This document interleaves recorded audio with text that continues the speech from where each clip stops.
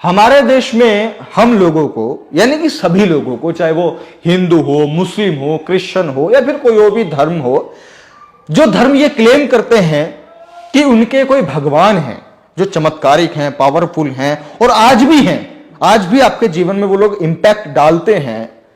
चाहे कुछ लोग अपने अल्लाह को बताते हैं, कुछ लोग अपने जीसस क्राइस्ट को बताते हैं, कुछ लोग अपने अन्य कुछ चमत्कारिक भगवानों को बताते हैं।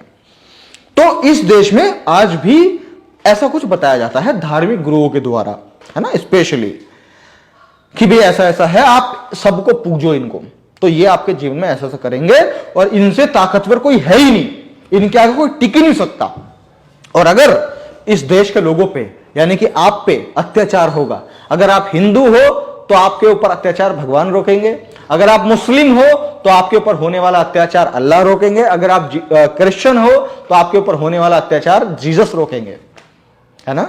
यही तो सब बताया जाता है ना, आपने भी सुना होगा।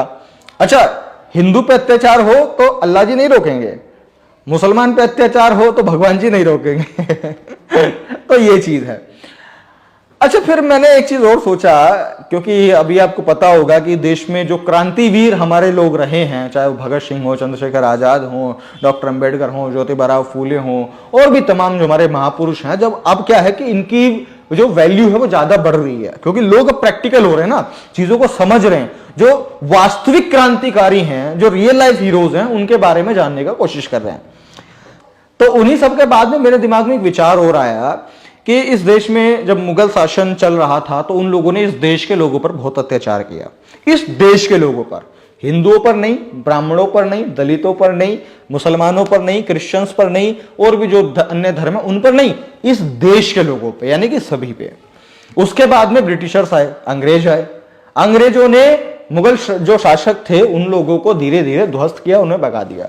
फिर अंग्रेज अपना शासन हम पे थोपने लग गए। अंग्रेजों ने फिर हम पे अत्याचार करने शुरू किए, उन्होंने अपनी पॉलिसीज हम पे थोपी, उन्होंने जो भी उनको करना था, जिस तरीके से गुलाम बनाए रखना था, उन्होंने वो अपना पूर्ण प्रयास किया पूरे देश पे। अब इतना जब सब कुछ हुआ, अच्छा आगे की बात, उसके बाद में 1947 में जब हमारा संविधान लिख करके तैयार हुआ और जब 1949 में हमारा संविधान पूर्ण रूप से लागू हो गया, तब हमारा भारत देश पूर्ण रूप से आजाद हो गया।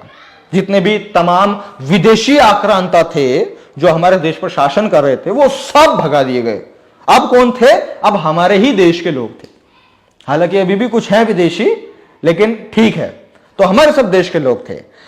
अब मुझे यही सोचने पर मैं मजबूर हो गया कि यार, मुगलों ने इतना अन्याय अत्याचार किया तो ना तो भगवान बचाने आए, ना अल्लाह बचाने आए अपने बंदों को, ना जीसस क्राइस्ट जो है वो बचाने आए, ना ही कोई आया, कोई और चमत्कारी शक्ति नहीं आई। तब भी लोगों ने संघर्ष किया। जब अंग्रेजी शासन था तब भी लोगों ने संघर्ष किया। उसके तमाम नाम आपके सामने होंगे जिनको हम देशभक्त के नाम से बुलाते हैं, तो वो सभी लोग थे। तो देश के ही लोगों ने जब सारा काम किया, तो मैं सोचता हूं कि भगवान का इंपॉर्टेंस कहां है, और इतना इंपॉर्टेंस कि हम लोग उनको पूजते रहे, पाजते रहे, ये सब कुछ करते रहे। वो मुझे कहीं पे भी नहीं दिखा, कहीं भी नहीं। बस फिर हमें जब हम ये सवाल करते हैं तो ये जो इनके नाम का धंधा चलाते हैं, ये लोग हमको बताते हैं, अरे कृष्ण जी ने उंगली पे पर्वत उठा लिया था, है ना, गांव वालों को बचाने के लिए बारिश से। हनुमान जी पहाड़ उठा के लेके आ गए थे, हनुमान जी ने सूरज निकल लिया था, भोले जी ने विष पी लिया था, और फला जी ने ये कर लिया था। कुछ मुस्लिम लोग हैं वो अपनी अलग कहानियां बताते हैं, जीसस वाले हैं वो अपनी अलग कहानियां बताते हैं कि जीसस ने ये किया, तुम्हारे लिए सूली पे चढ़ गए, है ना, ये सब चीज हो गया। अरे तो उसमें मेरा क्या फायदा? अच्छा तो उससे मेरा क्या फायदा? सुना है ना आपने ये डायलॉग? तो वही चीज ना कि यार प्रैक्टिकली क्या किया। हर इंसान का, हर किसी भी चीज का अपना एक लाइफस्टाइल, अपना एक जीवन है, जीवन संघर्ष है। तो उसके जीवन को हम तब रोल मॉडल मानेंगे ना जब उसके किए हुए काम से हमें कुछ बेनिफिट हुआ हो। सीधी सी बात है। लेकिन हमारे देश में बस कि हां ऐसा ऐसा किया। लेकिन भाई, मैं प्रशांत बौद्ध, मैं अपने देशभक्त लोगों को अपना आइडियल मानता हूं।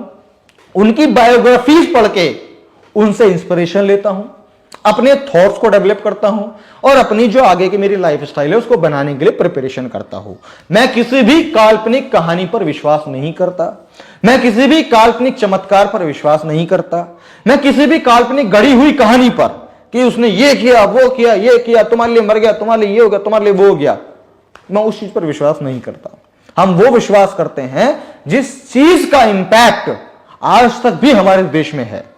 बाबा साहेब का जो संविधान लिखा वो आज उसका इंपैक्ट आज भी है। जो भगत सिंह ने क्रांति की उसका इंपैक्ट आज भी है। तो जो इंपैक्ट आज भी है उस पर हम विश्वास करते हैं। और मैं तमाम अपने देश के लोगों से कहना चाहूंगा, पहले तो देश के लोगों से, कि आप लोग भी अगर इन शक्तियों पर विश्वास करते रहोगे, चमत्कार पर विश्वास करते रहोगे, शॉर्ट टर्म पे विश्वास करते रहोगे, या फिर कि हम कुछ करें ना करें वो है, तो तुम्हारा घंटा भी कुछ नहीं होने वाला, कुछ भी नहीं होने वाला। तो इसीलिए सेल्फ डिपेंडेंट बनो। तो ये तो हो गई देश के लिए बात।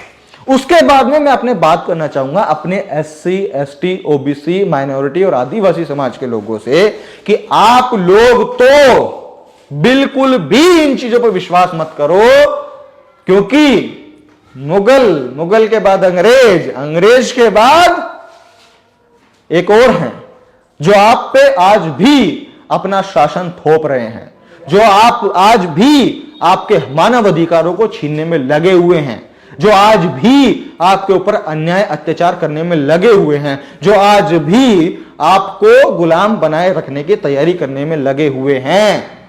और उससे बचाने वाला कोई आपको भगवान ना तो था, ना है, ना कभी होगा। आपको बचाने के लिए, आपको पढ़ाने के लिए, आपको मानवाधिकार देने के लिए सावित्रीबाई फुले जी ने मेहनत करी, ज्योतिबा फुले ने मेहनत करी, अंबेडकर जी ने मेहनत करी, रामास्वामी परियार ने मेहनत करी, सावित्रीबाई फुले ने मेहनत करी, रमाबाई हमारी माता ने मेहनत करी, कांशीराम जी ने मेहनत करी और तमाम महापुरुष जिन्होंने मेहनत करी। उसके बाद यह परिणाम है कि आज आप इस लेवल पे हैं कि आप आज जो कुछ कर रहे हैं वो कर पा रहे हैं, स्वतंत्रता के साथ में, अपने सभी मानव अधिकारों के साथ में, और इन सब चीजों को दिलाने वाले इंसान हैं, इंसान। तो इसलिए उनको पढ़ना शुरू कीजिए, उनके जीवनी को समझना शुरू कीजिए और अपने जीवन में आगे बढ़ना शुरू कीजिए। इन फालतू चमत्कार मैं देखता हूं हमारे SC, ST, OBC समाज के लोग पहले हिंदू थे, अच्छा भगवानों का काम पसंद नहीं आ रहा, चलो मुसलमान बन जाते हैं, अच्छा अब अल्लाह के पूजने लग गए, नहीं अल्लाह का भी यार समझ में नहीं आ रहा, अल्लाह भी काम नहीं कर रहा, चलो अब जीसस बन गए, उसमें चले गए, क्रिश्चियनिटी में चले गए, अच्छा यार जीसस भी यार काम नहीं कर रहा तो कर क्या रहा है, मतलब वो घूमते फिर रहे हैं। अरे उन पे काहे घूम रहे हो भाई? तुम्हारे बाजू में दम नहीं है क्या? तुम्हारे दिमाग में दम नहीं है क्या? है? इसका उपयोग करो, इसका उपयोग, और जीवन में आगे बढ़ो। तो बातें बहुत सारी हैं, जितना हम करें उतना कम है, लेकिन आज के लिए इतना ही। अगर आपको बात सही लगी है कि ये लोगों को समझनी चाहिए तो मैं आपसे अनुरोध करूंगा कि इस वीडियो को शेयर कीजिए ताकि अन्य लोग भी इन बातों को समझ पाए। मैं प्रशांत बहुत मिलता हूं आपसे अगली वीडियो में, तब तक के लिए बहुत बहुत शुक्रिया, धन्यवाद।